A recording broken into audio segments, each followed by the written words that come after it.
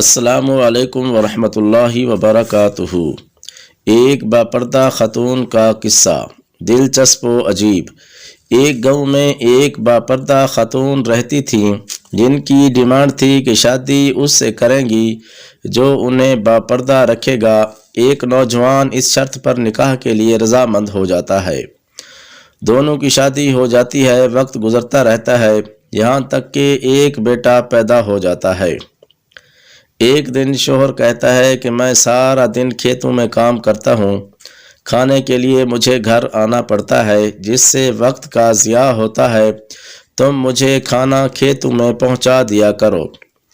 بیوی راضی ہو جاتی ہے۔ وقت گزرتے گزرتے ایک اور بیٹا پیدا ہو جاتا ہے جس پر شوہر کہتا ہے کہ اب گزارا مشکل ہے، تمہیں میرے ساتھ کھیتوں میں ہاتھ بٹانا پڑے گا۔ یوں وہ باپردگی سے نیم پردے تک پہنچ جاتی ہے، اور تیسرے بیٹے کی پیدائش پر اس کا شوہر مکمل بے پردگی تک لے آتا ہے۔ وقت گزرتا رہتا ہے یہاں تک اولاد جوان ہو جاتی ہے۔ ایک دن یوں ہی بیٹھے بیٹھے شوہر ہنسنے لگا۔ بیوی سبب پوچھتی ہے تو کہتا ہے کہ بڑا تو پردہ کرتی تھی، آخر کار تیرا پردہ ختم ہو گیا۔ کیا فرق پڑا پردے اور بے پردگی کا؟ زندگی تو اب بھی ویسے ہی گزر رہی ہے۔ وہ بولتی ہے کہ تم ساتھ والے کمرے میں چھپ جاؤ، میں تمہیں پردے اور بے پردگی کا فرق سمجھاتی ہوں۔ شوہر کمرے میں چھپ جاتا ہے۔ عورت اپنے بال بکھیرے رونا پیٹنا شروع کر دیتی ہے۔ پہلے بڑا بیٹا آتا ہے، رونے کا سبب پوچھتا ہے، کہتی ہے تیرے باپ نے مارا ہے۔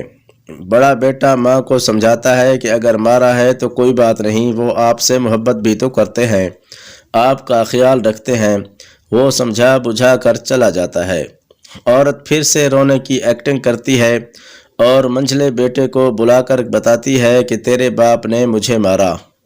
منجھلا غصہ آتا ہے اور باپ کو برا بھلا کہتے ہوئے ماں کو سمجھا بجھا کر چپ کروا کر چلا جاتا ہے۔ آخر کار عورت یہی ڈرامہ چھوٹے بیٹے کے سامنے کرتی ہے۔